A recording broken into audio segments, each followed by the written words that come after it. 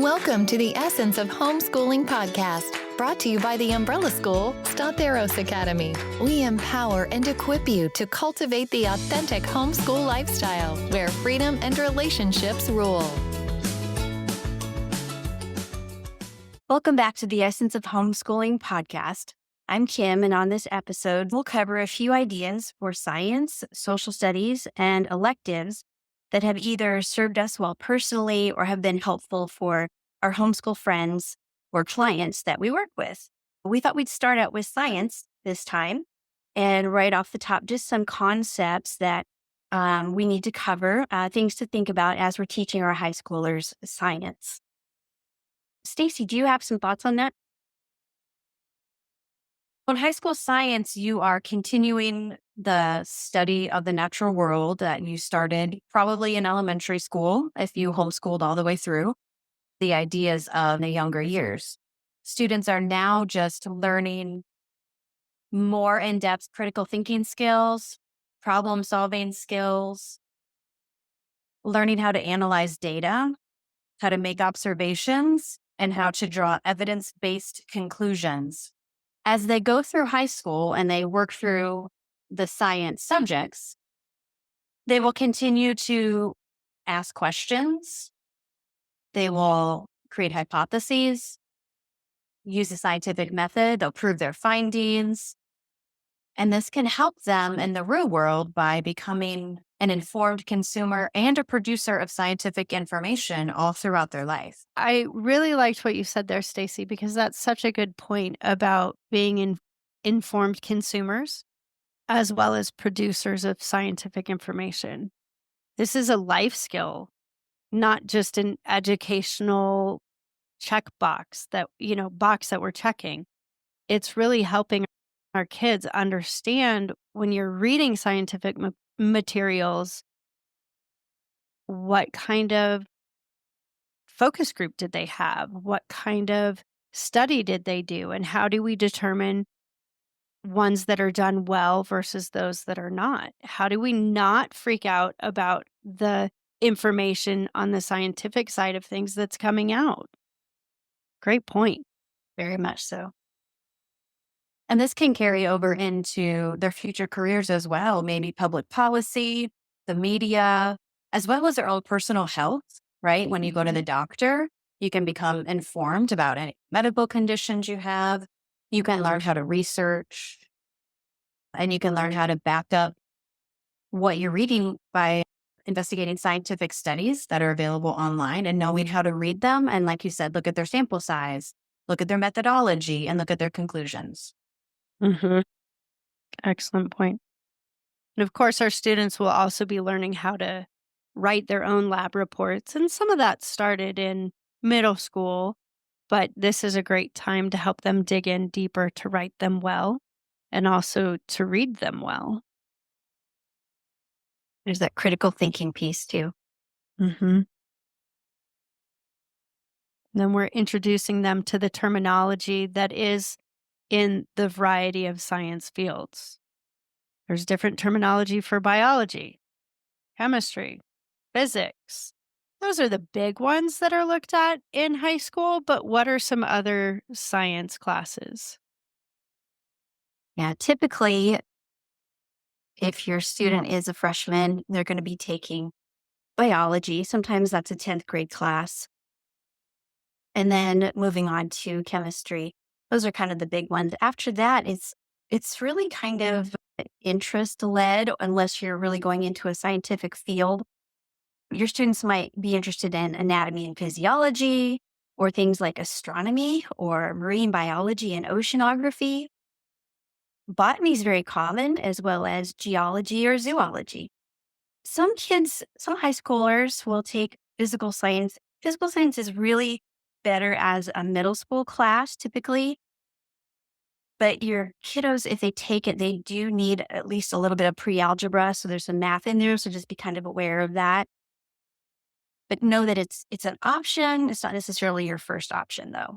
And a note on the anatomy and physiology, you can take it at the level where your student can comprehend and understand. You don't need to go for the full pre-med kind of style.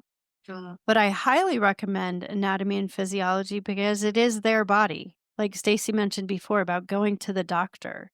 They have to know where certain things are in their own body, the kidneys, the liver, things like this, what makes up your knee, so that they can comprehend what the doctor is even telling them when they go to the doctor. So I do highly recommend at least something in anatomy and physiology. Again, you want to make sure, if at all possible, to include a lab with each of these.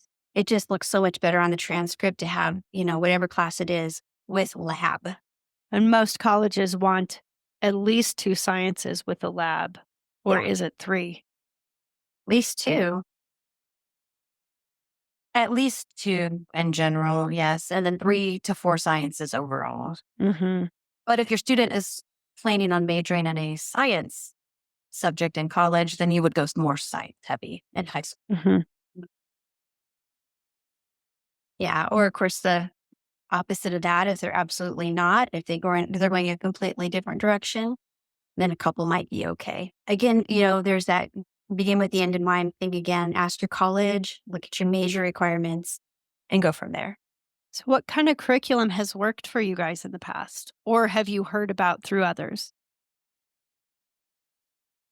Yeah, we've used some Apologia. Of course, it's kind of the gold standard or whatever with homeschoolers a lot these days. And they also have not just these great big books with lots and lots of words, they also have audio and video lessons, as well as online classes, which is super helpful for our students who don't necessarily learn their best by doing a lot of reading. I was really happy to find that out. You mentioned an online option too. I've had students use the Potter School, which is an online class, but you have to purchase the lab material, but at least they're walking through the class with your student and keeping them on track. That's good. And they're also live, so they handle the discussions and everything like that. But do know your students. Are they ones who want to be on the computer, or actually you can trust to be on the computer and not gaming on the side, which we found out one of mine did do. So some of that was nixed after a while. Another curriculum is called Navarre Science, and they are on the newer side, I think within the last 5 to 8 years, if I remember correctly. And they offer physical science, chemistry, and physics.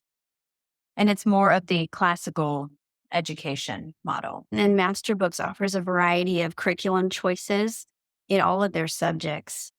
So their list is worth taking a look at. Well, this is not a curriculum. It is something to be looking for, is if you can find a co-op or any class in your area where you do have someone who's willing to teach science, I highly recommend it, so that there's the group learning that goes along with it that helps them keep up. There is a positive thing to peer pressure and being in a class with other students. A lot of these science things are really helpful to do with other people, so you can have the discussion around it as well.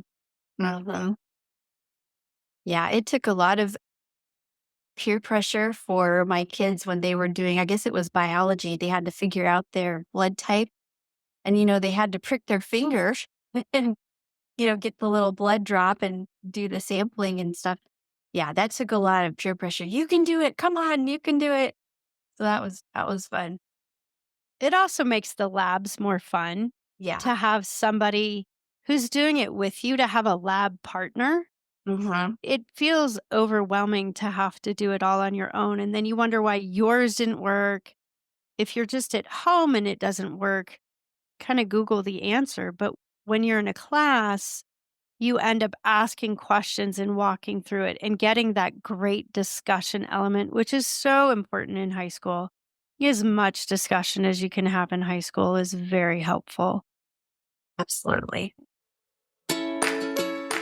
Are you interested in doing a professional homeschool evaluation but feel uneasy about having someone look at your students' work? Do you have questions about the process and how everything comes together? Get our guide to stress-free homeschool evaluation techniques with our expert guidance. Don't miss out on this helpful information. Go to today's show notes for a copy of our ultimate guide to stress-free professional homeschool evaluations. Well, shall we switch to social studies for now? It's good. So by social studies, we still mean history and government. And there are a wide variety of ways to do it, and certainly ways to cycle through the history. I know with the classical method, you've been cycling through ancients and modern and ancients and medieval and modern, and you can cycle through it all over again, going deeper in different areas. But US history, early and modern, is super important. And we always recommend government. And certainly in Colorado, it's required.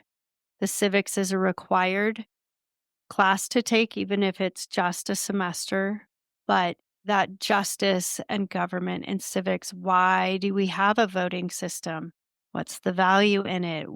And how does our government run? Not just what the branches are, but go a little deeper into what each one entails. More and more important these days to understand those concepts. And geography is also a part of social studies. Right. And people think, oh, that's just, boring maps. But it's not. Geography can be a wonderful addition to your history, or it can be a standalone subject. Even if you want to do it just a semester, like Michelle was saying for civics, or you can weave it throughout your history study. So include all the 5 themes of geography: location, place, movement, human, environment, interaction, and regions. And this is a fun way to add some depth to your study, whatever time period you're on, or if it's your own country, weave in some maps, use a timeline, possibly anything to add depth to what you're studying to give them a more well-rounded understanding.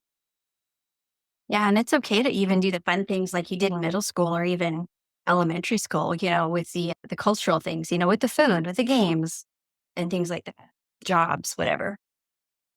It also really helps them understand that the world is much bigger than their own neighborhood, than their own state, than their own country, and how it all interacts and impacts one another. So with that world history piece, I would say always pull in the maps. Yeah, for sure. And this can be a fun co-op subject as well. You can get together with other kids and you can make the food, like you were saying, Kim, and bring it in for the co-op. There's a lot of different fun things you can do with geography in a co-op setting. Absolutely. And multi-age as well. It can, the one-room schoolhouse tend to feel like we often have in our co-ops. It works well to have the different age levels participating. And they're certainly fun around the Olympic years, every 2 years, because then you see the flags as they're coming through. You see the competition. You get stories of the culture, and it's really important. And if everybody did a different country, then you're getting together and watching the Olympics, and then you can talk about the country that you're seeing compete. And then you can get a little bit creative too. We had done, just because of the nature of our homeschool lifestyle, we did a semester on Japanese history, as it turned out to be. We did use it as a history elective or social studies credit. Could also be an elective. And we also did European history studies with some traveling that we had done. So it's okay to be creative as long as you're being intentional about that and making sure that you really cover the information and make sure you're counting your hours if you don't have a specific curriculum, for example. But there are other concepts that you can also add in, such as anthropology. Psychology even can be counted as a social studies credit, although it's more often seen as an elective. Religious studies, same thing. Economics, macro or micro. Philosophy and archaeology all can be social studies credits. Those are great. What about curriculum that you have used or have heard? Well, we can't forget our favorite, Beautiful Feet. Yeah. No, we cannot. Yes, Beautiful Feet Books has a variety of social studies curriculum, and you can get their ancient pack or their modern pack. whatever time period you're studying, and it's literature based. So you can learn history through the literature, and it's a wonderful way to incorporate writing, social studies, geography, and depending on which pack you get, it can have all of these, or it could focus on, maybe government and civics and the America pack. So Mhm. it's a interesting way to use literature and go across subjects to learn all integrated. And I like that integrated piece. That's, I would say, beautiful feat by using them, especially in the younger grades in some middle school, that it taught me how to write my own curriculum to make it work for the kids based upon if I wanted classical literature or different things. Because combining a literature unit with a social studies unit allows for the cross curricular connections and them to understand how things fit together. So I highly recommend that. Another one that does it well too is Veritas Press with their omnibus program. And you can take it online, you can take it self paced, you can teach it on your own.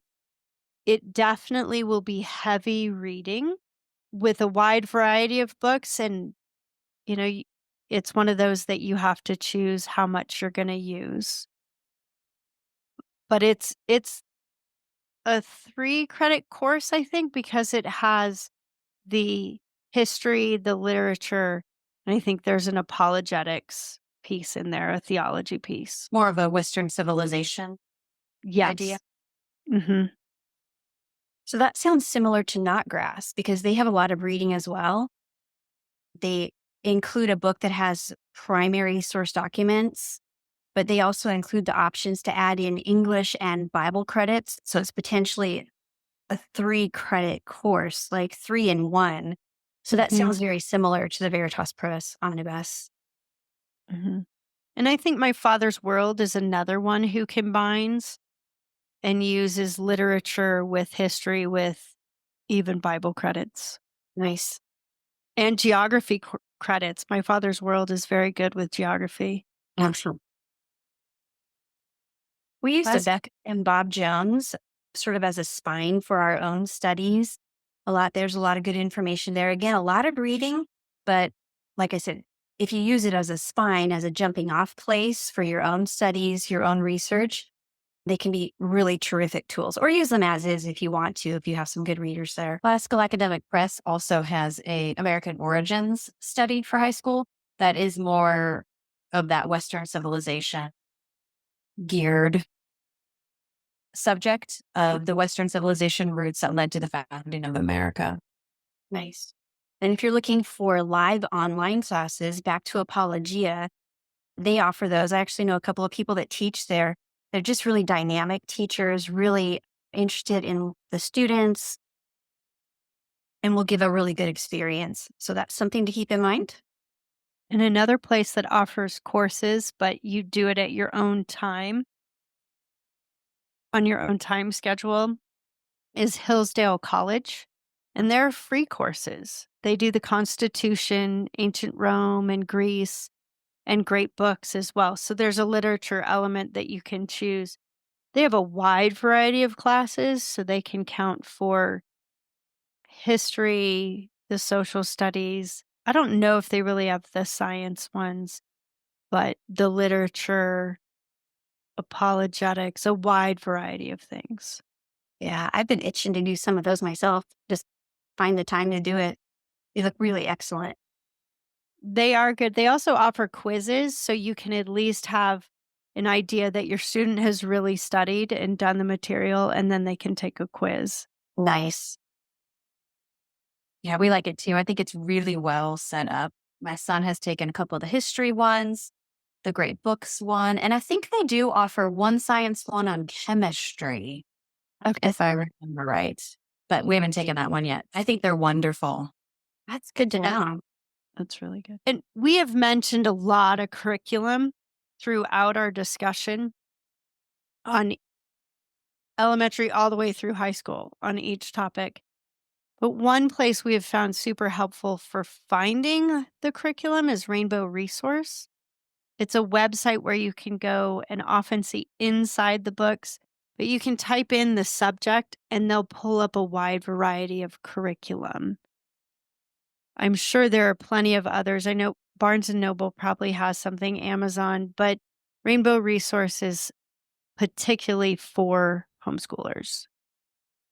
Yeah, they've been around, oh my goodness, years and years and years, founded by homeschoolers for homeschoolers. So just a terrific company.